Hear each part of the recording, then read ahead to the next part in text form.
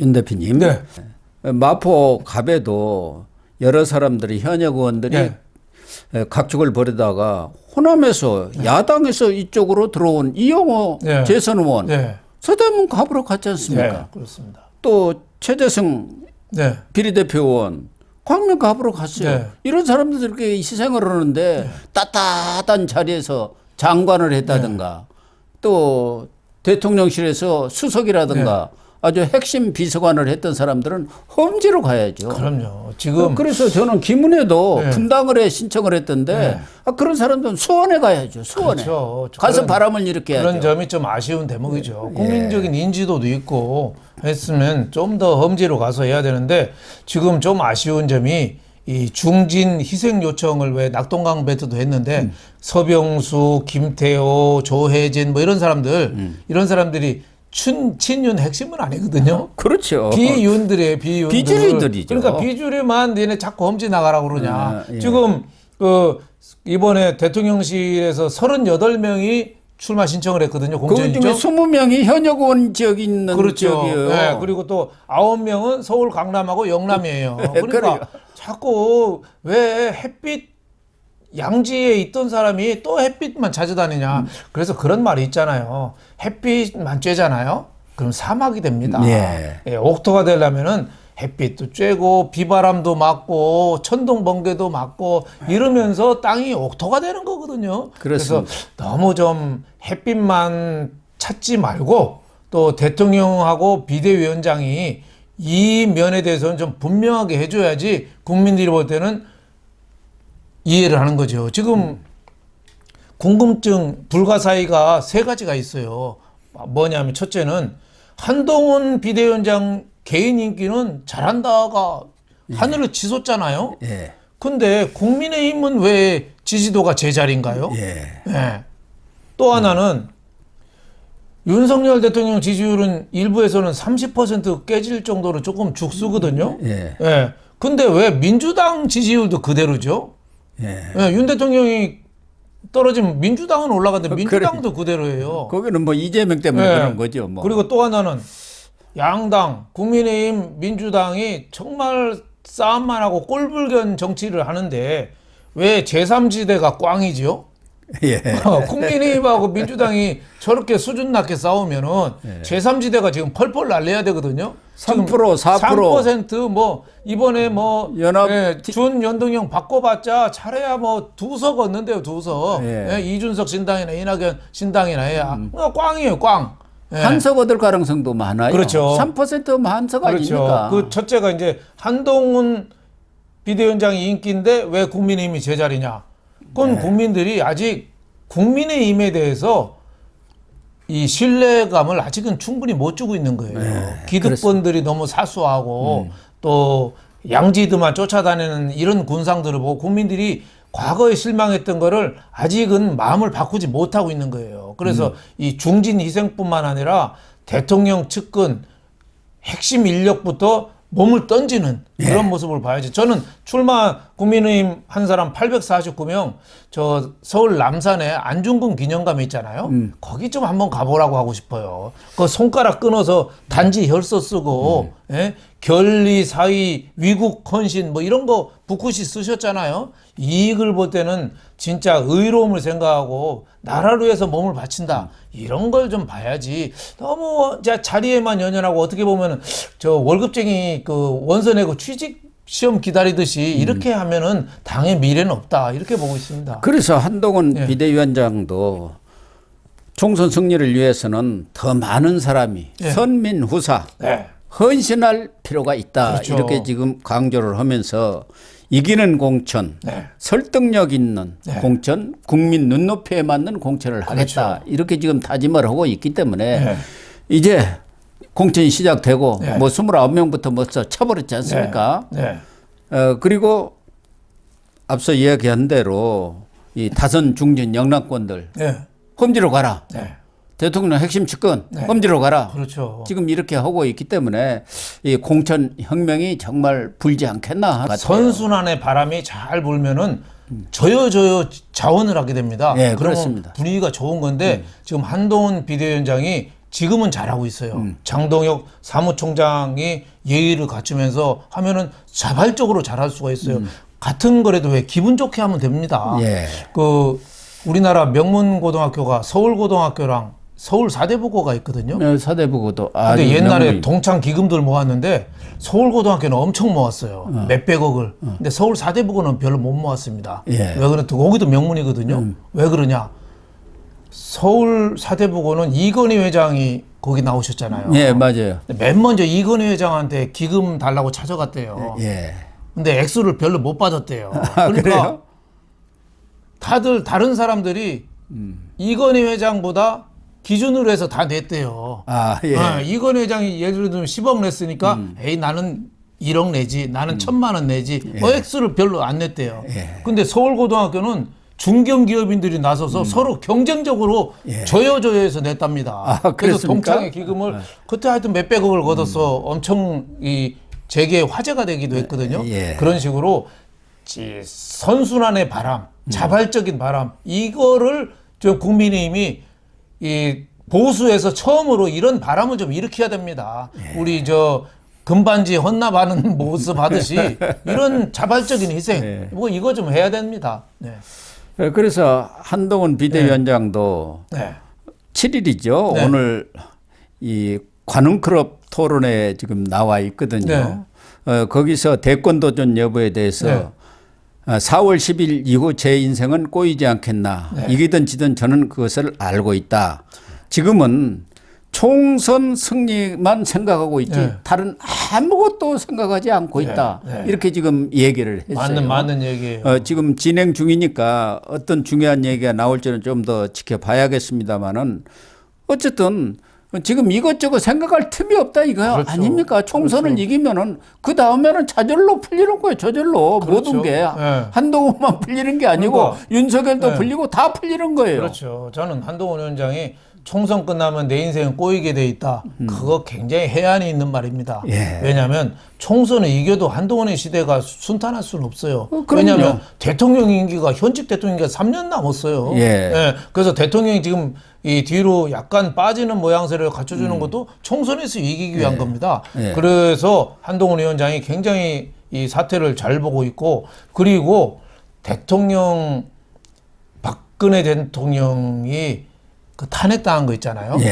그때 배신자들 때문에 탄핵됐다고 보기는 어렵고 그 전에 2016년에 총선에서 진 거가 그때부터 발단이 된 겁니다. 그렇죠. 총선 지면서부터 민주당한테 의석에 밀렸잖아요. 그러면서 분란이 일어났거든요. 분란 일어나서 뛰쳐나갔잖아요. 김무성이나 유승민이나 그래서 엉망진창이 된 거거든요. 그래서 일단은 총선에서 이겨야 됩니다. 지금 이재명의 꿈이 뭐겠어요? 하나는 방탄, 감옥 안 가는 거고 또 하나는 대권 꿈인데 지금 대권 가기 위해서 이번 총선 승리해가지고 바꿔가지고 연내 조기 대선, 조기 대통령 선거 하겠다는 거 아니에요? 조국은 개헌까지 해가지고 아예 임기 단축을 시켜버리자는 것 아닙니까? 자기는 감옥 안 가고 끝내버리겠다는 게 이재명의 그 암수, 꼼수고 어떻게 보면 위험한 이 야망인데 이거를 총선에서 박살을 내야 됩니다. 그러지 않으면 저는 굉장히 험한 꼴을 또 당할 수가 있습니다. 그래서 한동훈 위원장이 오늘 관훈클럽 토론에서도 총선 승리 이외의 것은 아무것도 생각하지 않고 있다. 그 이후 제 그림이 어떨 것인지에 대한 것은 제 머릿속에 없다. 이렇게 지금 모든 것을 총선 승리에 올인하겠다. 이렇게 지금 이야기하고 있어요. 잘하고 있는 거죠. 지금까지 나온 이 관훈클럽 토론의 발언을 보면은 한동훈 비대위원장이 이번 총선에 임하는 어떤 결이라는가 결기 이런 것이 좀 느껴지지 않습니까? 그래서 이걸 뭐 한동훈 위원장만 해갖고 될 일은 아니지 않습니까? 용산도 거기에 잘 좀 조응을 해줘야 하고 다선 중진 의원들도 이미 인요한 혁신위 때부터 얘기했잖아요. 험지 출마 내지는 불출마 하라고. 그런데 그동안 다 버티고 있다가 이제 한동훈 위원장이 딱 칼을 들고 나서니까 지금 슬슬 바람이 일고 있지 않습니까? 잘 된 거예요. 잘 된 거고. 조혜진 의원 같은 거 본인이 자진해서 가겠다고 김에 갑을 아무거나 나한테 달라고 그런 거 아닙니까? 그럼 모양이 좋죠. 얼마나 모양 좋습니까? 모양 좋아서 이런 이 바람일 선의의 어떻게 보면 기부 행렬에 사람들이 모금함에 줄 서는 것처럼 국회의원들도 나 국민으로부터 혜택을 많이 받았으니 나 희생하겠다. 예. 이번 민주당 정권이 되면 우리나라가 망하는 거 아니에요. 예. 우리나라가 저 남미처럼 되는 거거든요. 예. 그래서 저는 국민의힘이 그래도 박정희 대통령 이후로 윤석열 대통령이 방향을 잘 잡고 있잖아요. 안보부터 경제부터 이거를 밀어주지 않으면은 우리가 다시 후퇴하는 문재인 정권의 암흑의 시대로 가는 겁니다. 예. 그래서 반드시 이기기 위해서는 어떻게 보면 희생과 헌신, 단합 이게 절체절명의 과제라고 저는 봅니다. 한동훈 비대위원장의 네. 관훈클럽 토론 내용이 계속 나오고 네. 있었는데 검사 독재가 있었다면 이재명은 지금 감옥에 가 있을 것이다. 맞는 이렇게 얘기죠. 얘기를 했고 맞는 얘기죠. 명품백 문제에 대해서는 저열 몰카 공작이라는 네. 것은 틀림없는 것이고 다만 국민 걱정할 부분이 있는 것도 분명하다. 말 잘했습니다. 기존 입장을 그대로 말 이렇게 잘했습니다. 얘기를 한 네. 것 같습니다. 네. 이 지역구 공천과는 좀 네. 결이 다릅니다만은 이재명이가 준연동형으로 이렇게 네. 결정을 하면서 네. 이제 유성정당 설립이 불가피해졌지 않습니까? 그렇죠. 그래서 뭐 국민의힘은 이미 국민의 미래라는 네. 유성정당 창당 발기인데도 네. 1월 31일인가 네. 이미 했습니다. 네. 그런데 이번에 정말 이 유성정당의 대표라든가 또 공관위원장도 잘 선출해야겠다. 네. 지난 21대 총선 때 어땠습니까? 한성교고 네. 공병호 두 사람이 말아먹다가 완전 망해버렸지 않습니까? 그렇죠. 비례대표 명단을 엇바꾸고 그냥 뒤바꾸고 해가지고 네. 하루마다 그냥 바꾸고 막 그런 상황이 그렇죠. 벌어졌잖아요. 네. 지도력이 없고 리더십이 없고 뒤죽박죽하다가 국민들을 볼 때는 환멸을 산 거죠. 네. 한성교 반란이라고 했지 않습니까? 그렇죠. 그러니까 이 성균관대 후배라고 네. 황교안 대표가 당시 대표죠. 네. 한성교 딱 그 당시는 미래통합당인가요? 네.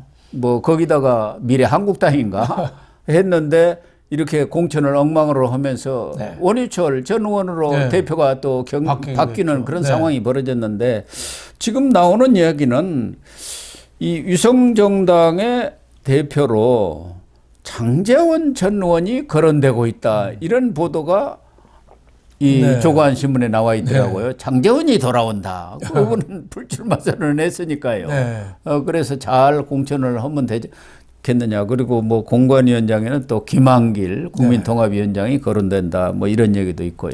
좀 뭐 잘 할 수 있는 사람이 해야죠. 예. 근데 이제 장제원 의원은 그립감이 좀 강한 분이라 그러니까요. 조금 걱정이 되는 분도 있어요. 예, 좀 이 혈기가 좀 넘치면 그 좀 문제가 있을 수가 있거든요. 과연 또 한동훈 비대위원장하고 호흡이 잘 맞아야 그렇죠. 되거든요. 이 비례대표를 네. 가지고도 정말 치열한 싸움이 붙지 그렇죠. 않습니까? 여기는 용산에 또 주문도 있을 수가 있거든요. 네. 어쩔 수 없지 않습니까? 그럼요. 대통령 입장에서 꼭 또 이 비례대표라도 배려를 해야 할 사람들이 있으니까요. 역대 대통령이 다 했습니다. 네, 다 했죠. 지금 문재인이가 이재명 저 양산에 왔을 때 둘이서 30분간 비밀 독대한 거 뭐 했겠어요? 요 사람 좀 챙겨줘. 예. 그거잖아요. 예. 뭐 사실은 말이 명문 정당이지 이재명한테 명하고 문재인한테 문이 모여서 명문 정당이 폐륜 정당이죠. 그거를 이 문재인이가 꼭 자기 사람 챙겨야 되는 거예요. 왜냐? 총선 끝나면 이제 또 문재인 비리가 또 나올 거 아닙니까? 그럼 자기 지켜줄 사람이 또 필요한 겁니다. 아니 그러니까 전에 같은 경우는 사실은 청와대가 비례대표는 다 정해가지고 그렇죠. 순번 탁 이렇게 내려 보냈습니다. 그러나 지금은 그렇게 되지는 않을 것 같고 한동훈 비대위원장이 지역구든 비례든 당이 공천을 하겠다 이런 입장을 분명히 하고 있기 때문에 이걸 잘 조율할 수 있는 사람이 와야겠다. 그렇죠. 그렇다고 본다면 좀 힘도 있고 대통령실과도 말이 통하는 사람으로는 장제원도 본인이 불출마를 한 상황이니까 어떨까 하는 생각은 또 들기도 해요. 일견. 뭐 괜찮은 면도 있습니다만 뭐 예단할 수는 없죠. 누구든지 또 하마평이 올릴 때하고 또 돼서 또 분란을 일으키는 사람하고 또 다르니까. 일단 에드벌런을 띄운 거 같기도 하고요. 네. 언론을 통해서. 네. 또 본인이 이걸 수락할지 여부도 현재로서는 알 수가 없죠. 그렇죠. 네. 어쨌든 이 비례대표도 지난 21대에도 당시 지금 네. 국민의힘이 19석인가를 네. 가져왔기 때문에 네. 이게 적은 의석수가 아닙니다. 그렇죠. 19석. 그렇죠. 조금만 더 하나만 더 합치면은 교섭단체가 돼버려요. 그렇죠. 그때도 그 교섭단체를 한다 말다 했었어요. 그래갖고 어리처리가 버틴다 하다가 결국은 이제 물러나고 통합이 됐습니다만은 민주당이 더불어시민당하고 통합되고 하면서 그런 과정이 있었는데 어쨌든 이 유성정당이 불가피한 상황이니까 한 석이라도 더 얻을 수 있도록 또 유성정당 여기에서 비례대표 공천이 잘 되어야 국민들도 아 괜찮은 정당이네 정말 쓸만한 사람들을 내세웠네 그런 평가를 받지 않겠습니까? 그럼요. 예. 공천이 그만큼 중요하죠. 지난 4년 전에도 민주당이 그 패스트 트랙 해가지고 준연동형 그 비례대표 선거제 말도 안 되는 거거든요. 예. 이런 어떻게 보면 말도 안 되는 거. 지금 이재명이가 대선 때 위성정당 사과를 몇 번이나 해놓고 지금 또 한다는 거 아니에요? 예. 여기에 대해서 정말 국민들이 민주당에 대해서 더 비판을 높여야 되고 국민의힘은 그 비판에 대한 설득력을 가지려면은 정말 위성정당을 하더라도 공천을 정말 괜찮은 인물로 해야 된다 이런 생각이 듭니다. 그렇습니다.